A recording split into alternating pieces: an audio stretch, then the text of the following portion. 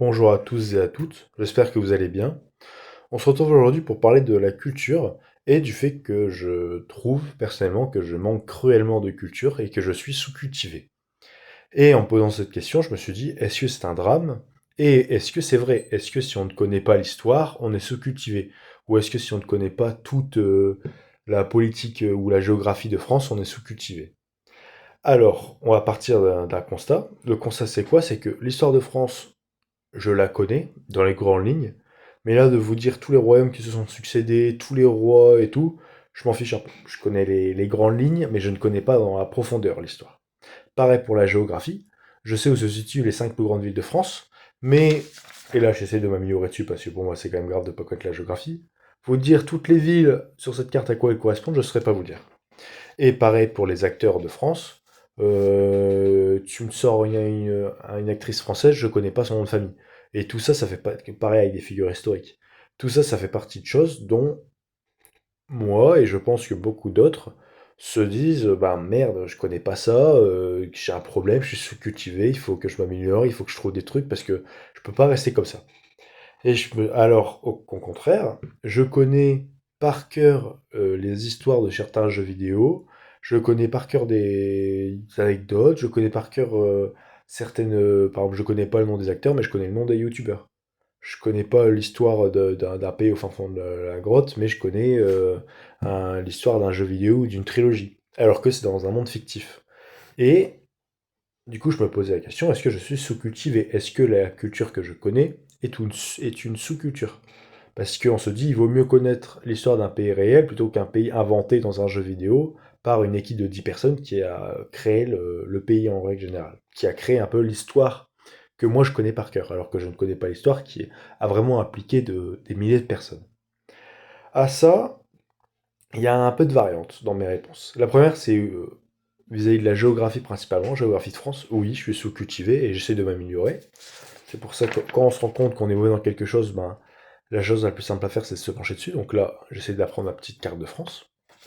Ensuite, est-ce que dans d'autres cas, c'est grave? Par exemple, la coutume des Gaulois. Le fait que les Gaulois, ils se levaient à telle heure et ils faisaient principalement tel métier.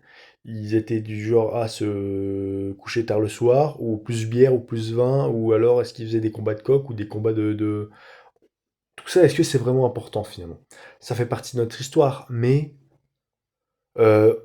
actuellement, ce n'est pas important de connaître. Ça peut être bien si c'est votre hobby. Si l'histoire est votre hobby et si vous penchez sur le monde qui nous a précédés, etc., intéressez-vous à ça, c'est très bien. Mais ça rend pas cette culture plus forte ou plus importante qu'une autre. Je pense qu'on s'en fiche un peu de l'histoire du monde ou de l'histoire des nations, etc. Parce qu'on vit dans un monde. Donc, c'est très important de connaître l'histoire du monde pour un peu se situer, nous, ce qu'ont fait nos ancêtres, etc. Mais de là à savoir ce que mangeaient principalement les Gaulois, on souffle. On souffle et c'est pas forcément le plus intéressant. Et ensuite, ben, je pense que c'est pas forcément une sous-culture que j'ai. Parce qu'en tant qu'homme, on a une base. La base, c'est quoi? Ça va être notre pays, savoir d'où on vient, savoir quelles sont les valeurs avec lesquelles on a grandi, savoir un peu notre éducation, comment ça s'est fait, connaître l'histoire, pourquoi est-ce qu'aujourd'hui on est libre, pourquoi est-ce qu'aujourd'hui je ressemble à ça, pourquoi est-ce qu'aujourd'hui je vis dans telle situation, etc. Et aussi les valeurs qu'on m'a inculquées. Les valeurs qu'on m'a inculquées de gentillesse, ou alors si on m'a plus inculqué des valeurs de traditionnelles ou des valeurs avant-gardistes, il y a de tout. Ça c'est la base de l'homme, la base de notre identité.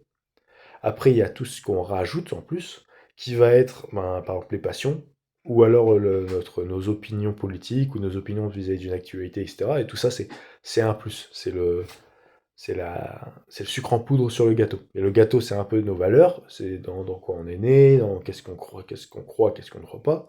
Et à côté de ça, il y a nos hobbies, etc., qui vont être nos petites spécificités. Or, il y a un adage qui dit qui connaît, enfin, c'est pas le verbe connaître qui est utilisé, mais je vais utiliser 3 fois le même verbe pour un peu rajouter un effet redondant pour vraiment montrer la continuité. Qui connaît le passé connaît le présent, et qui connaît le présent connaît le futur. Parce qu'on se rend compte que l'histoire se répète, généralement. Après des crises, il y a des rebonds, Puis quand tout va bien, il y a une petite vague qui va entraîner une plus grosse vague, qui va entraîner une nouvelle crise, qui va entraîner la chute d'un empire, et ça a toujours été ça depuis le début de la civilisation. Donc finalement, ne pas connaître ce schéma, ne pas connaître ce principe de monde de civilisation, descente de civilisation, etc., ça peut être bête. Si demain, je sais que tous les couples qui se mettent ensemble avant 35 ans ont peu de chances de se marier, et que du coup, bah, c'est une donnée qui est quand même importante pour être sûr de ne pas me mettre en couple avant 35 ans, bah, c'est totalement con, parce que les choses évoluent, et chaque cas est particulier et unique. Donc finalement, tout ça où on peut dire ouais, il faut connaître le passé pour connaître le futur, non, il faut prendre des valeurs pour éviter que certains mauvais épisodes du passé recommencent. Aujourd'hui, il y a eu des guerres, il y a eu des massacres, etc. Pourquoi? Par fanatisme et par suivi aveugle d'un leader corrompu. Or aujourd'hui, les leaders corrompus, il y en a beaucoup, du fanatisme, il y en a beaucoup, mais la masse est beaucoup moins enclin à suivre ce genre à perpétrer des massacres en leur nom. Donc voilà. Donc, à tous ceux qui pensent que ne pas connaître, quand je parle de culture, c'est on va plus se pencher sur l'histoire. Avoir la culture de son pays, savoir ce que mangeaient nos aïeux, etc. Ben, je vous répondrai que je pense que mon arrière-grand-père, quand il se battait, il se fichait de savoir que si on allait savoir ce qu'il mangeait à midi, il